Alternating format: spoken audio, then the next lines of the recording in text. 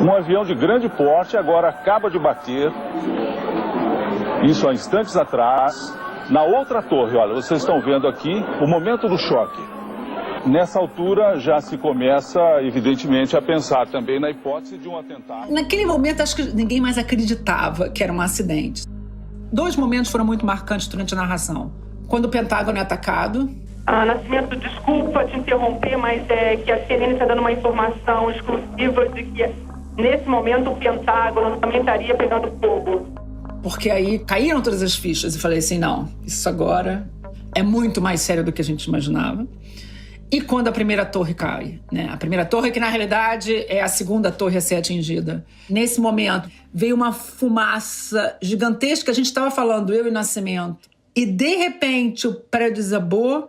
Imagens ao vivo de Nova York, está no chão o World Trade Center, um dos maiores símbolos do poder econômico dos Estados Unidos.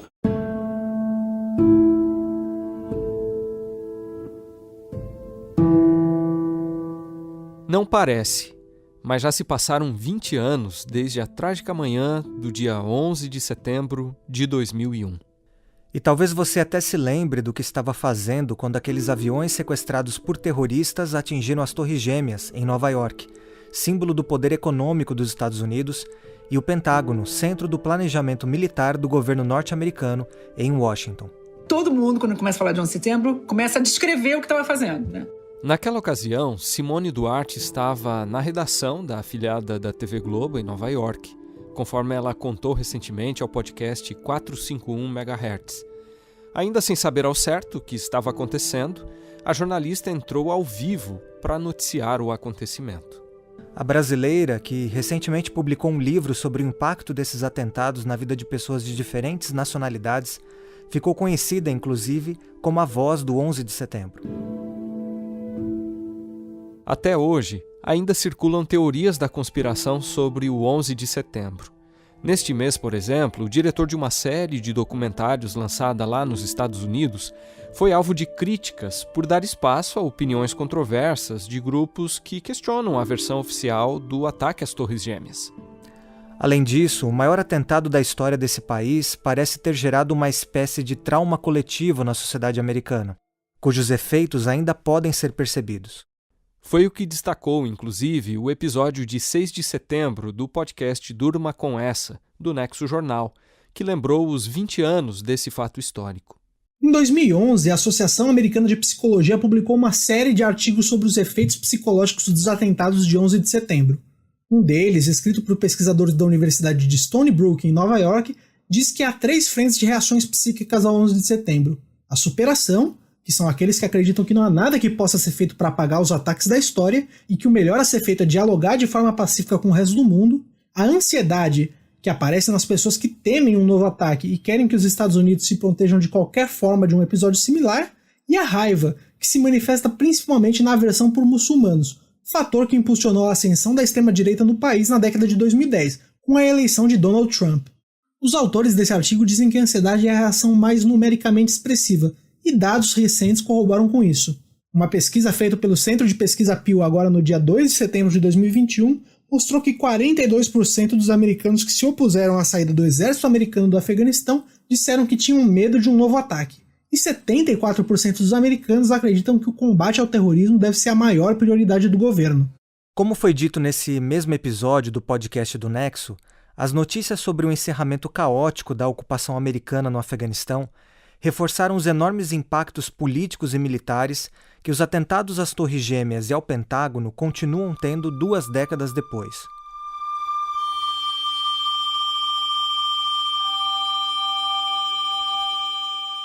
Desde esse acontecimento registrado no alvorecer do século XXI, o terrorismo se tornou um dos principais inimigos a ser combatidos, o que reforçou a política intervencionista norte-americana, determinou novos protocolos de segurança e criou um clima de desconfiança e vigilância que persiste até hoje.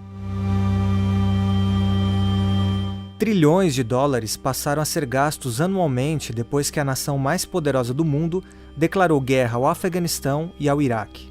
Durante esse período, centenas de milhares de vidas de civis e militares foram ceifadas, deixando cicatrizes e ressentimentos enormes em ambos os lados do conflito.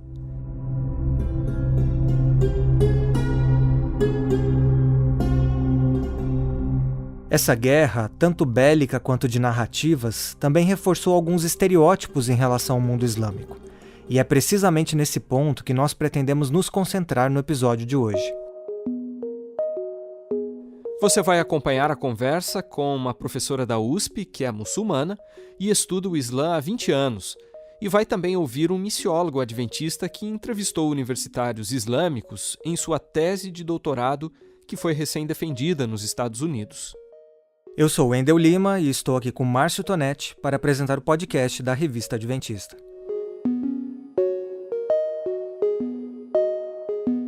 Nossa primeira entrevistada é a antropóloga Francirose Campos Barbosa, pesquisadora no Departamento de Psicologia Social na Universidade de São Paulo, campus de Ribeirão Preto.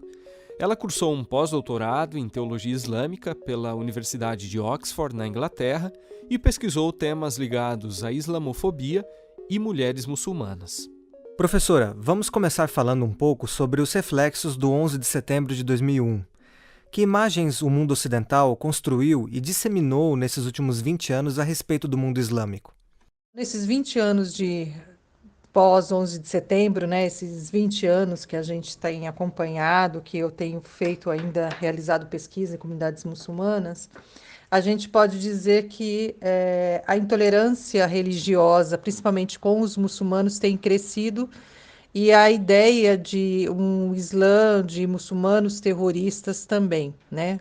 Infelizmente, as pessoas não conseguiram compreender e separar uma questão política de grupos minoritários com a religião e com os próprios muçulmanos. Então, isso, de certa forma, né, afeta a imagem do Islã e afeta a imagem dos muçulmanos, o que é uma pena porque é pautada no desconhecimento, né? Eu geralmente falo para as pessoas, se elas já conheceram um muçulmano, se elas já estiveram na casa de um muçulmano, se elas já foram à mesquita. Então, se nada disso aconteceu, então elas não podem dizer que elas conhecem os muçulmanos ou que conhecem o Islã. Como a gente sabe, guerras santas, entre aspas, têm sido travadas há séculos, né? Inclusive por grupos radicais cristãos. O 11 de setembro contribuiu, de alguma forma, professora Francirose, para a disseminação da ideia de que os atentados cometidos por radicais islâmicos representam mais um capítulo dessa história. E ao perguntar sobre isso, a gente leva em conta, aliás, que parece que o conceito de terrorismo religioso tem sido objeto de discussão no meio acadêmico, né? Olha, é importante a gente dizer que essa ideia, né, de guerras santas, né, entre aspas, é muito entre aspas mesmo, porque nunca é o tema é a religião.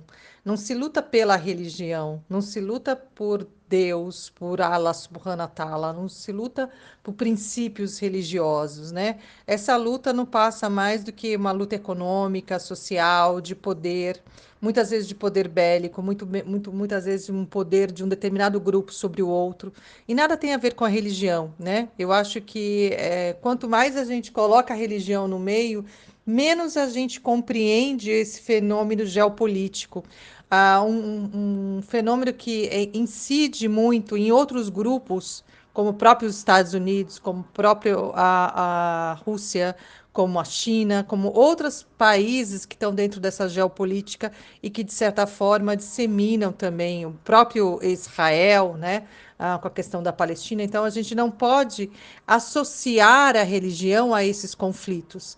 A gente não pode dizer que a religião é terrorista, que os muçulmanos ou os cristãos são terroristas, né?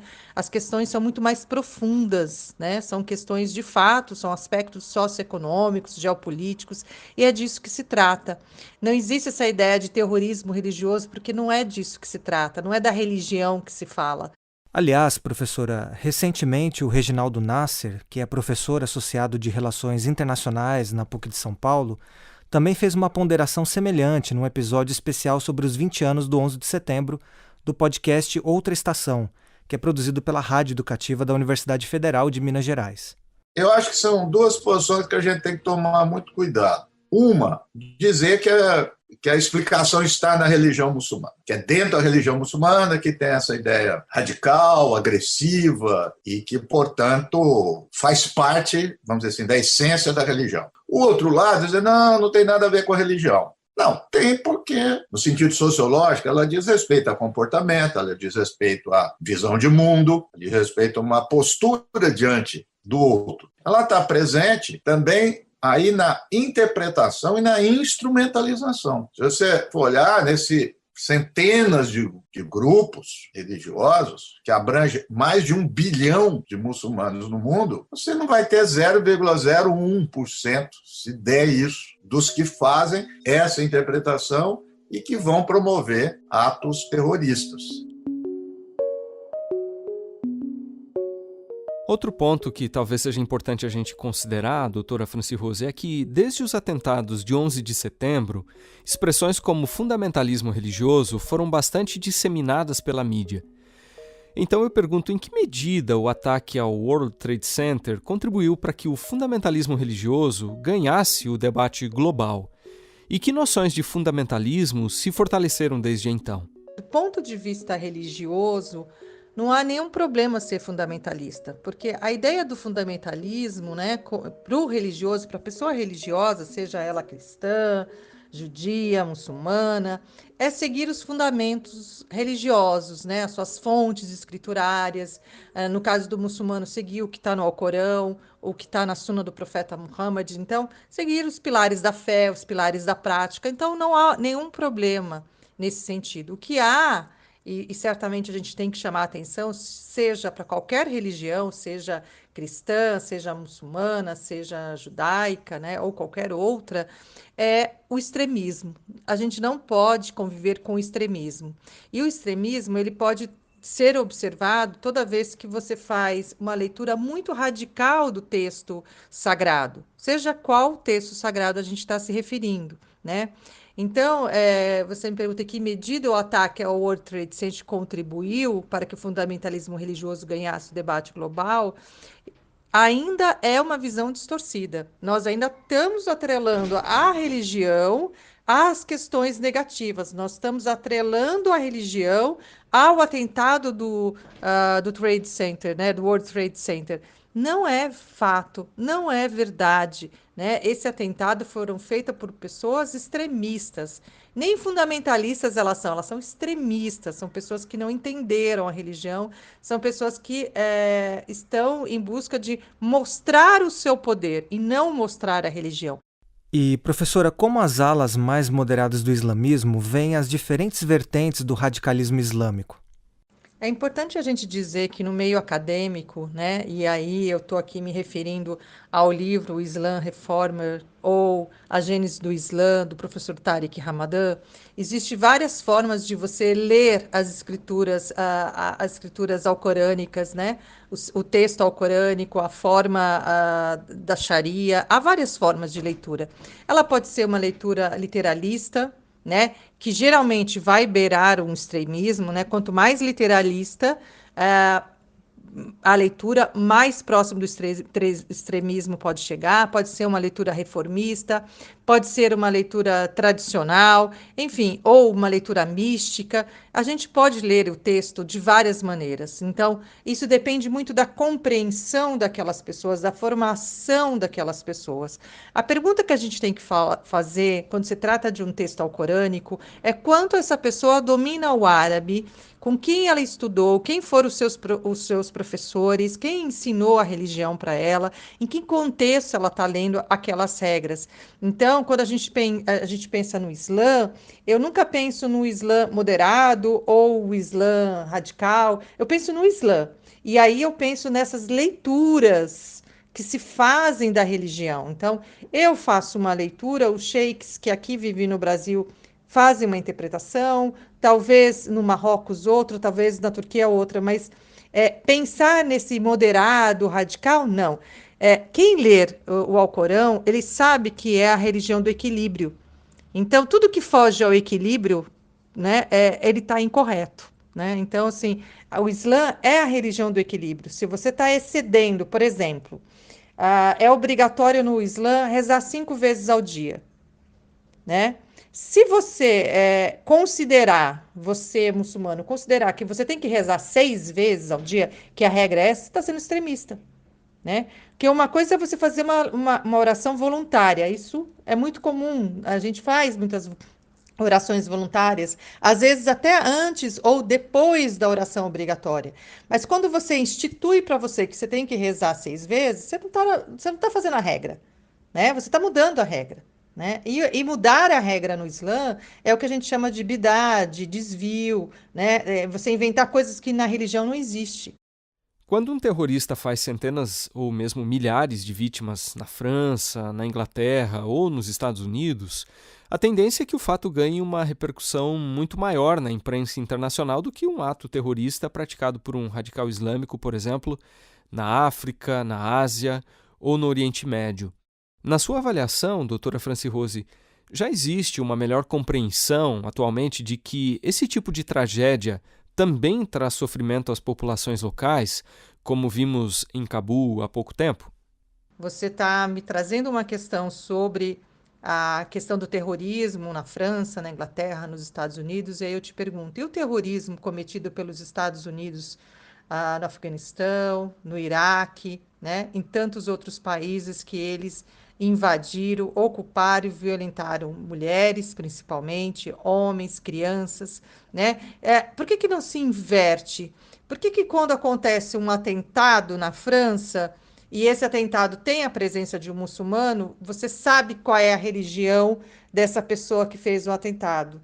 Mas você não sabe, por exemplo, se o atentado foi feito por um cristão, você não diz que foi por um cristão. Né? O ETA está aí para provar isso, né? A gente sabe que é um terrorismo entre cristãos, porque a gente se informa, mas nas notícias você não tem essa informação.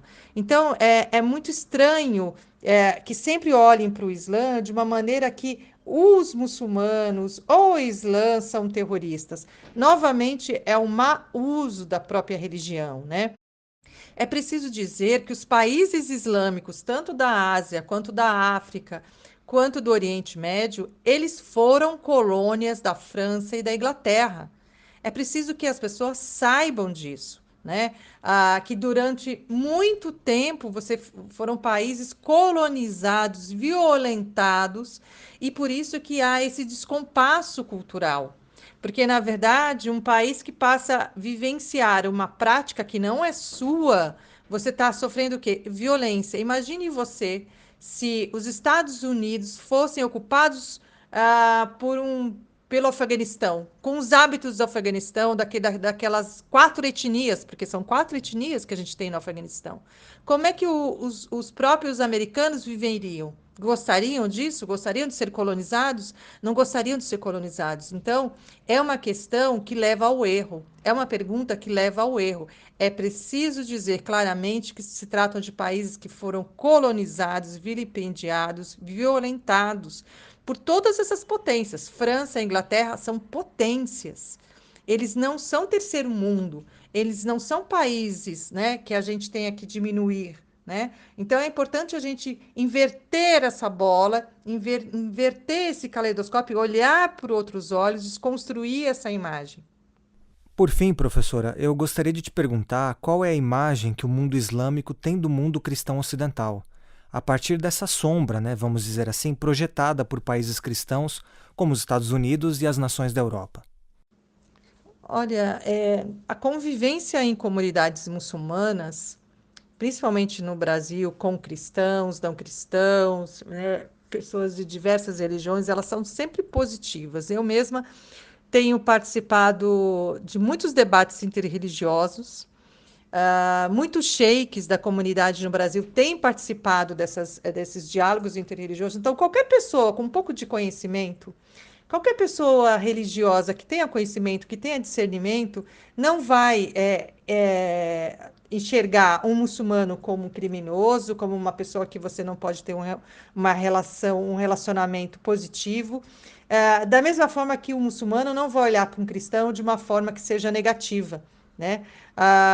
As nossas religiões, as formas de pertencimento religioso não transformam as pessoas em inimigas, né? Ao contrário, quem compreende a religião, quem entendeu a religião, jamais vai tratar uma pessoa que seja diferente dele de formas negativas. Então, no próprio Alcorão diz, não há compulsão na religião, né? Então, é importante, muitos países islâmicos, eu tenho amigos que fizeram pesquisa na Síria, e até conheço pessoas da Síria que falam que no dia do Eid, né, que é a festa islâmica, convidavam cristão para participar, ou em dia de Natal, esses cristãos convidavam muçulmanos para participar, e as crianças todas brincavam juntas na rua.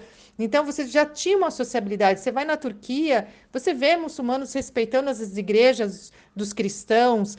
Então, isso tudo, essa imagem, ela não vai afetar, porque tudo que as pessoas de má conduta querem é a tensão, é a violência, é gerar a violência entre muçulmanos e cristãos, né? Dizem de forma muito negativa que o muçulmano não acredita em Jesus, assim, é mentira.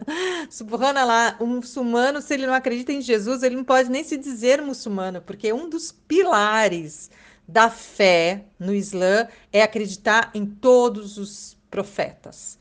E Jesus está incluído nesses profetas. Nós temos no Alcorão, por exemplo, uma surata, né? Surata é capítulo, só sobre Maria, mãe de Jesus, né? Então, assim, o respeito que se tem com a imagem de Jesus e com a imagem de Maria é muito grande. A própria vestimenta islâmica das mulheres muçulmanas é para se espelhar em Maria. Então, eu acho que mesmo nesse descompasso, nessa tentativa de criar essa sombra em cima de cristãos e muçulmanos, né, não vai conseguir, porque eu acho que os muçulmanos que são esclarecidos, né, que praticam a religião, que conhecem a religião, e os cristãos que são esclarecidos, que têm uma formação teológica sólida, convicta, também não vai entrar nessa onda de disputa e de violência.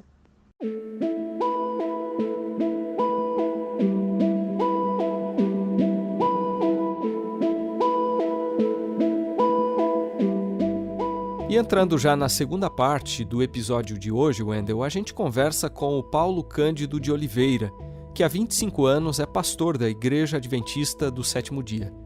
Depois de trabalhar em várias regiões de Minas Gerais e na capital paulista, ele serviu por 3 anos como missionário nos Emirados Árabes Unidos e em Omã.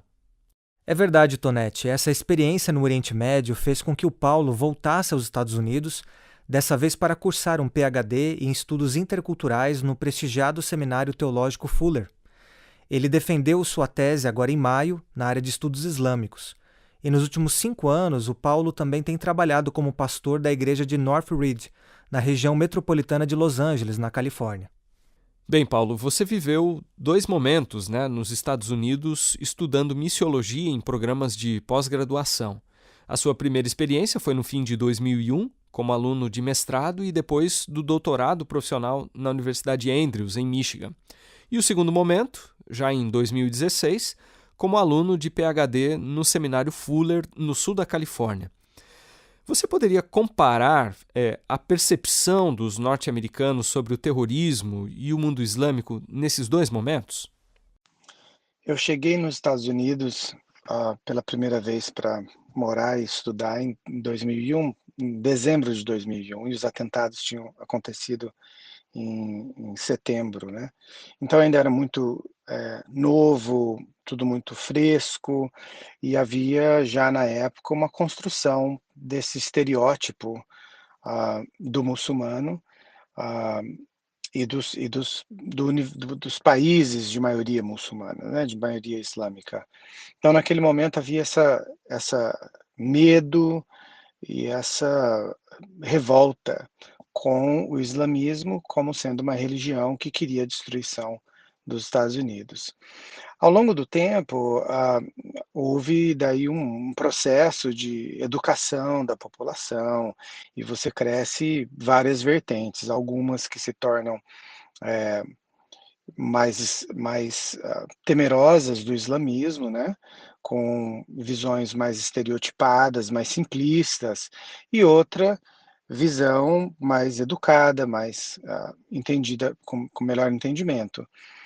Já em 2016, quando eu vim para fazer o PhD, então já havia todo um processo de instituições religiosas e instituições de ensino, fazendo parcerias, entrando em diálogo e procurando educação mútua, promovendo a convivência, o respeito à pluralidade religiosa, que é uma característica das sociedades ocidentais e um ideal desejado para as sociedades da maioria muçulmanas, que os países ocidentais desejam que isso aconteça, né, nessas sociedades. Então, hoje em dia, há essa tentativa de, juntos, em colaboração, instituições muçulmanas, acadêmicos muçulmanos e cristãos, de colaboração para entendimento mútuo. Então, essa é a diferença desses dois momentos de 2001 e 2016, os dois momentos quando eu vim para os Estados Unidos.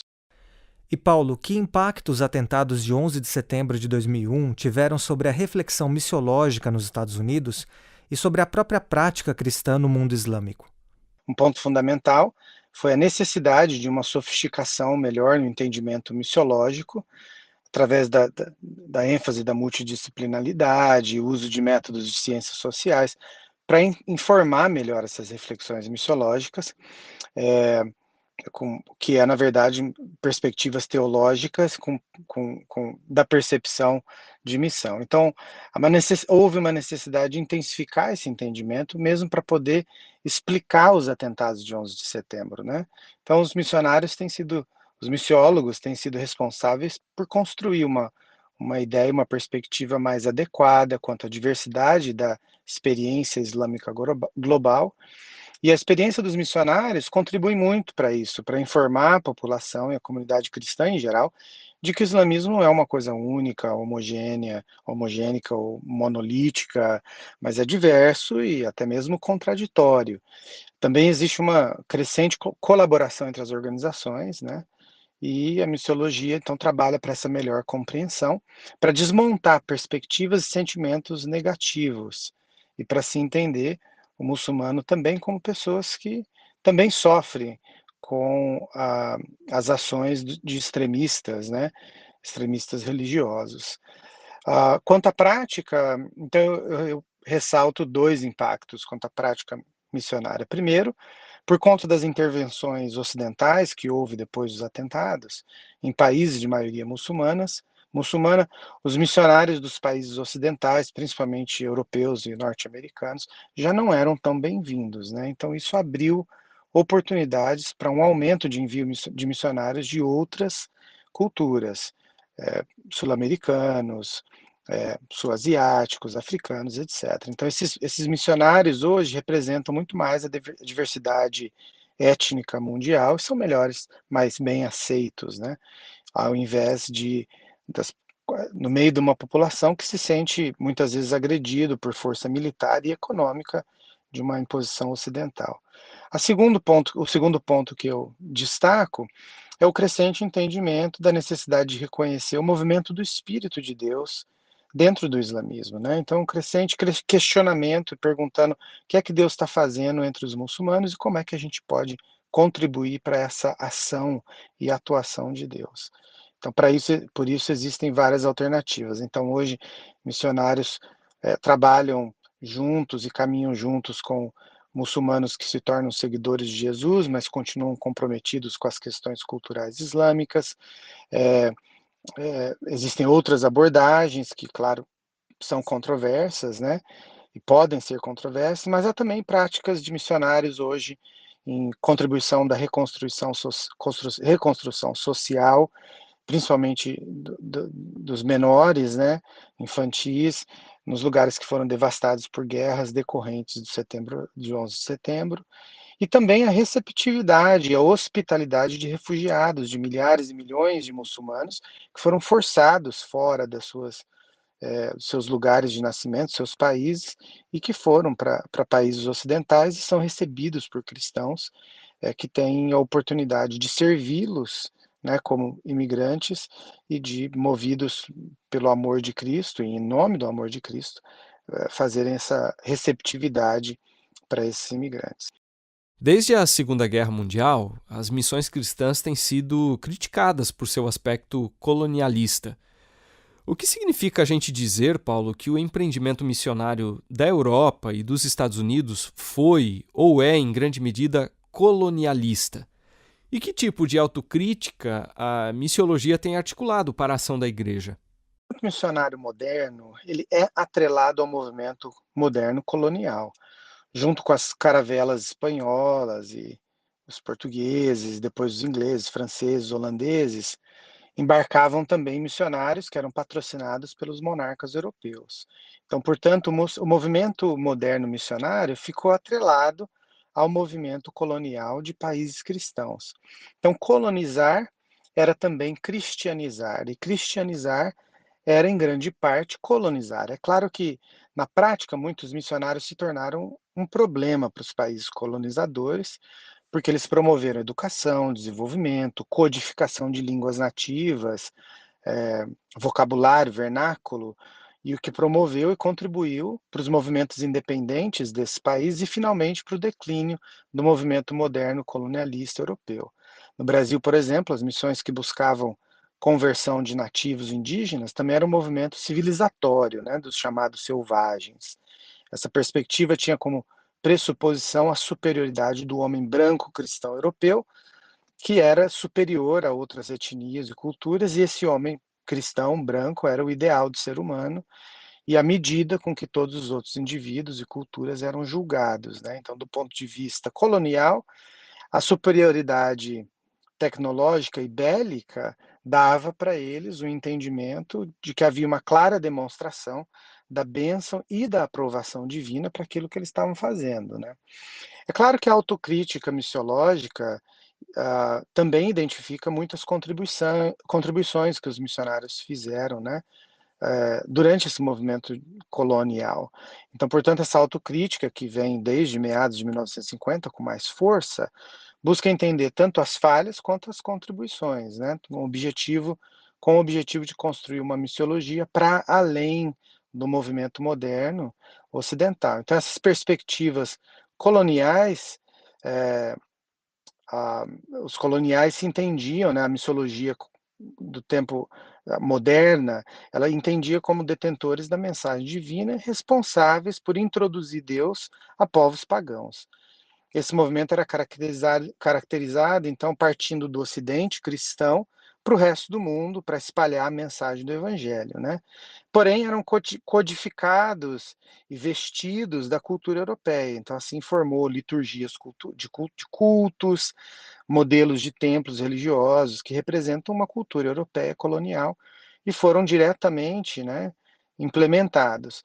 Hoje em dia, a missiologia é diferente, o entendimento é de que a missiologia é policêntrica, ou seja, de todo lugar para todo lugar, é polifônica, com muitas vozes, línguas e perspectivas, né? O surgimento de missiologias contextuais é um grande indicativo desse novo momento do movimento missionário, que rompe com essa herança modernista, ocidental, colonial, imperialista, de domínio. Então, a missão integral, por exemplo, que é desenvolvida no Brasil e na América Latina, é um exemplo dessa nova perspectiva global e contextual da missiologia, que tenta construir uma missiologia deslocada e desassociada desse movimento colonial moderno.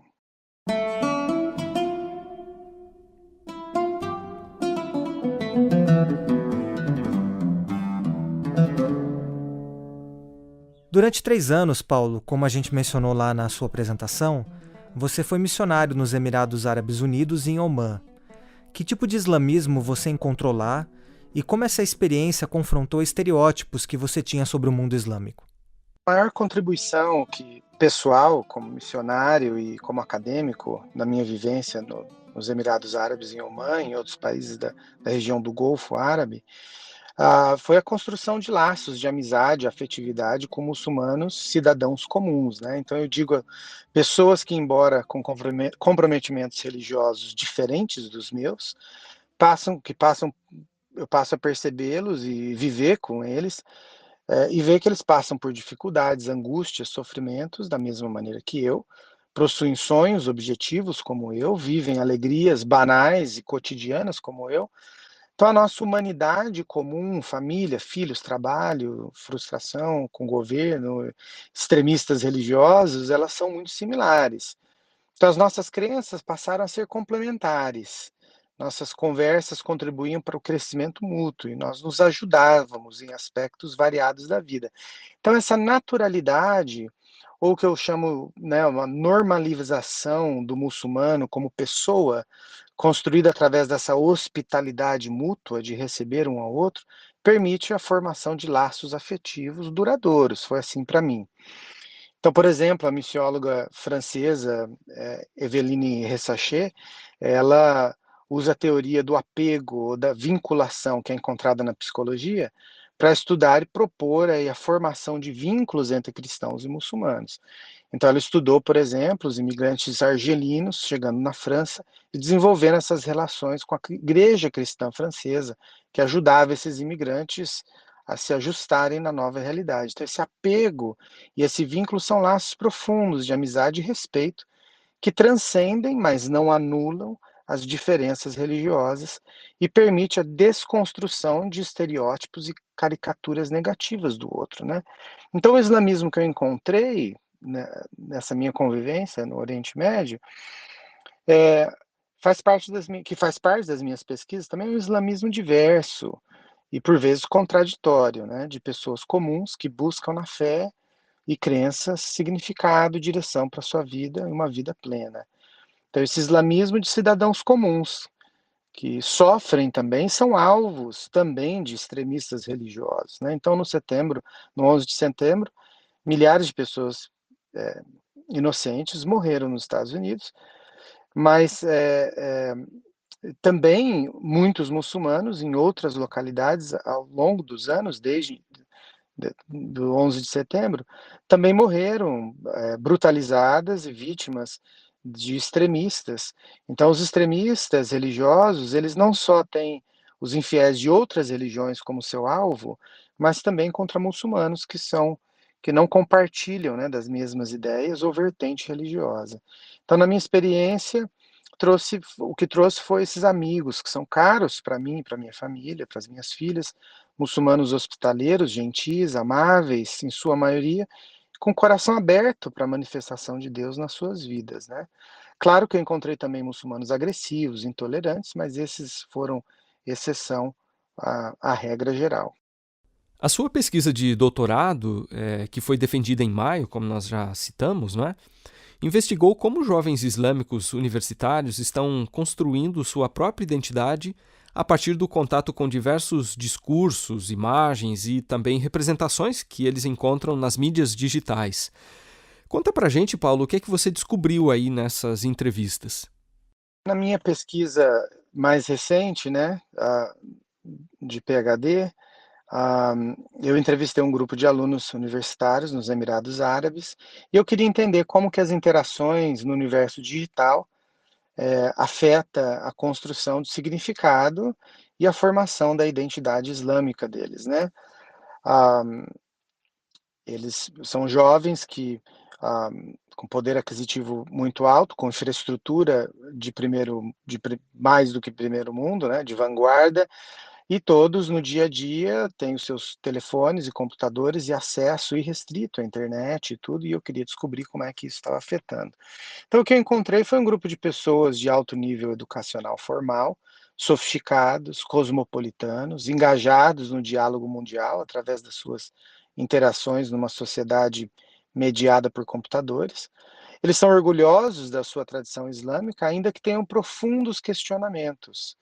Então, minha pesquisa revelou um islamismo ainda mais diverso, comandado não por uma ortodoxia rígida e centralizada que dita uma regra única para a comunidade islâmica global, mas por tradições familiares e culturais que possuem discursos que são tanto religiosos quanto sociais como culturais, e são divergentes dentro de uma mesma cultura, né? Então, os participantes revelaram que, para eles, tudo depende da família, mas que, finalmente, as decisões são pessoais. Eles usavam uma expressão de limites ou linhas vermelhas, né? Red lines, em inglês. Eu usei essa descrição, então, para construir uma ferramenta que a gente consegue analisar e permite descrever essas diferenças de crenças e de práticas, enquadrando todas como aceitáveis, maneiras diferentes de crenças e práticas islâmicas. Então, um exemplo marcante, por exemplo, é que todos os participantes concordaram quando eu perguntava se namorar antes do casamento era contrário ao princípio islâmico, e eles diziam que sim, era proibido dentro do entendimento islâmico daquela cultura. Mas a maioria deles tinham relacionamentos amorosos, namorados, na hora que eu conversei com eles e fiz a entrevista, né? Então, naquele país, os casamentos são tradicionalmente arranjados pelos pais, mas a maioria tinha namorados e namoradas. E aí eu perguntei como que a gente resolve essa aparente contradição. Então, cada um começou a me dar a sua interpretação a respeito das relações dentro do islamismo. Então, por exemplo, um rapaz me disse: o nosso Islã, ele não proíbe nos amarmos, mas apenas que a gente tenha sexo antes do casamento. Mas a gente pode amar uns aos outros, né? Uma outra garota, por exemplo, uma exceção à regra, né? Ela disse que ela, por conta que ela não tinha namorado, não era por conta da tradição religiosa, mas porque socialmente não era aceitável, e ela não queria conflito com a família. Mas disse que ela não aceita também o casamento arranjado, que já conversou com a família, que quem vai ter a palavra final de quem vai ser o futuro marido é ela. Então, no outro exemplo, as meninas com o uso da hijab, que é a cobertura na cabeça, né? Em sua maioria, elas concordam com o uso, mas a maneira de uso é diversa. Algumas cobrem só o cabelo, outras cobrem parte do rosto, outras cobrem o rosto todo, outras deixam parte do cabelo à mostra, e outras resolveram que não vão usar de jeito nenhum. Então, todas essas práticas, para elas e para o entendimento deles, ainda está dentro do entendimento islâmico. Então, essa negociação de família e negociação da pessoa. E Paulo, para a gente terminar aqui a entrevista, como os resultados trazidos pela sua tese contribuem para a reflexão missiológica e a prática missionária da Igreja? Esses resultados da minha pesquisa revelam a construção de significado da formação da identidade islâmica, e é um elemento importante onde a gente precisa de mais pesquisa, e que é um ponto importante que revela nuances e variações, e que nos ajuda a compreender como que o muçulmano comum participa do processo de interpretação religiosa e constrói significados que influenciam sua crença e prática. Então, o islamismo, dessa perspectiva, precisa ser visto sendo em constante mudança, diferente da perspectiva estereotipada de que é uma religião medieval e retrógrada. Na verdade, ela está em transformação constante. É importante compreender como que a cultura local, por exemplo, contribui para essa interpretação, para a formação e transformação da fé islâmica. Então, essa é uma abordagem missiológica que olha para a experiência da vida religiosa e não apenas para os dogmas da religião. Então, assim, os dogmas são uma dimensão que vive em constante tensão com outras dimensões sociais e culturais, além dos interesses pessoais. Então, isso contribui para uma visão mais diversificada, missiológica do islamismo. E com isso a gente encerra o episódio de hoje, que teve produção e roteiro de Márcio Tonetti e Wendel Lima, edição e sonorização de Márcio Tonetti e direção de jornalismo de Marcos de Benedicto. Até o próximo.